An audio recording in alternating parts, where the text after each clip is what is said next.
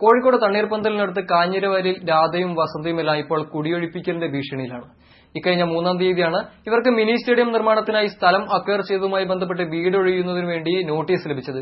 കുടിയൊഴിപ്പിക്കപ്പെട്ടാൽ എങ്ങോട്ട് പോകണമെന്നറിയാതെ നിസ്സഹായരായി നിൽക്കുകയാണ് ഈ വീട്ടുകാർ. 2006-ലാണ് കോഴിക്കോട് തണ്ണീർപ്പന്തലിലെ കാഞ്ഞിരവയലിൽ താമസിക്കുന്ന രാധയ്ക്ക് കോർപ്പറേഷന്റെ വക ആദ്യത്തെ നോട്ടീസ് ലഭിക്കുന്നത്. മിനി സ്റ്റേഡിയത്തിനായി ഏറ്റെടുത്ത സ്ഥലത്താണ് നിങ്ങളുടെ വീട് നിലനിൽക്കുന്നതെന്നും നിശ്ചിത ദിവസത്തിനുള്ളിൽ വീടൊഴിഞ്ഞു തരണമെന്നുമായിരുന്നു നോട്ടീസിൽ. പിന്നീട് അതിനെപ്പറ്റി യാതൊരു അറിയിപ്പും ലഭിച്ചില്ല. സമാധാനമായി നിന്ന ഈ വീട്ടുകാരിക്ക് ഈ മാസം 3-ാം തീയതി ഒരു നോട്ടീസ് കൂടി ലഭിച്ചു. 6-ാം തീയതിക്കുള്ളിൽ വീടൊഴിയണമെന്നായിരുന്നു വ്യവസ്ഥ. നഷ്ടപരിഹാരമായി ഒരു തുക അനുവദിക്കുമെന്നും നോട്ടീസിൽ പറയുന്നു. കാഞ്ഞിരവയലിൽ താമസിക്കുന്ന രാധയുടെ വീടിനടുത്ത് സ്ഥിതി ചെയ്യുന്ന ശംഭുദാസ്, വസന്ത എന്നീ ദമ്പതികളുടെ വീടിനും ചേർന്നാണ് കുടിയൊഴിപ്പിക്കൽ നോട്ടീസ്. 8.5 സെന്റ് സ്ഥലത്താണ് ഈ രണ്ട് വീടുകളും സ്ഥിതി ചെയ്യുന്നത്.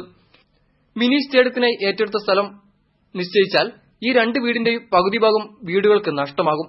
വീടുകൾ നഷ്ടപ്പെടുന്നവരെ പുനരധിവസിപ്പിക്കാൻ ഒരു നടപടിയും ഇതുവരെ ഉണ്ടായിട്ടില്ലതാനും. കോർപ്പറേഷന്റെ നടപടി തുടർന്നാൽ പെരുവഴിയിലാവുന്ന ഭീതിയിലാണ് ഈ ഗൃഹനാഥ.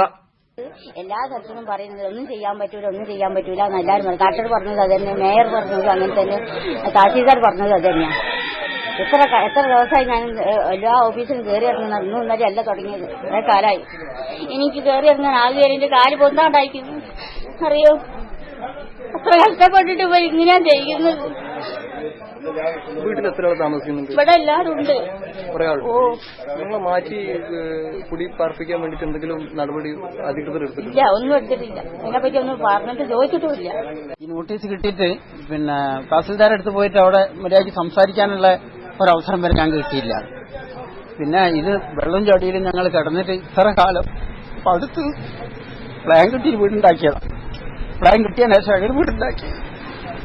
ഇനിയിപ്പോ അതിന് ഭയങ്കര ഭാരമായിട്ട് ഇതിന്റെ ഏറ്റവും വലിയ ആളുകള് ഇവിടെയുള്ള CPM തന്നെയാണ്, വേറെ ആരല്ല. ഇത് വല്ലാത്തൊരു സങ്കടം പിടിച്ചത് ഏർപ്പാടാണ്. മിനി സ്റ്റേഡിയം വരുന്നതിൽ എതിർപ്പില്ലെന്നും പാവപ്പെട്ട 2 കുടുംബങ്ങളെ പെരുവഴിയിലാക്കാൻ സമ്മതിക്കില്ലെന്നുമാണ് നാട്ടുകാരുടെ നിലപാട്.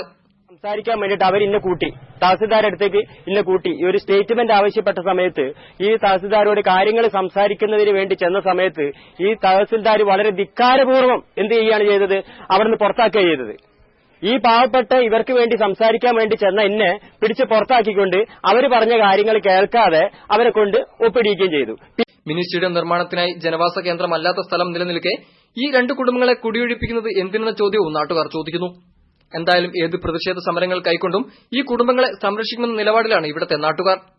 News bureau, Kakkodi.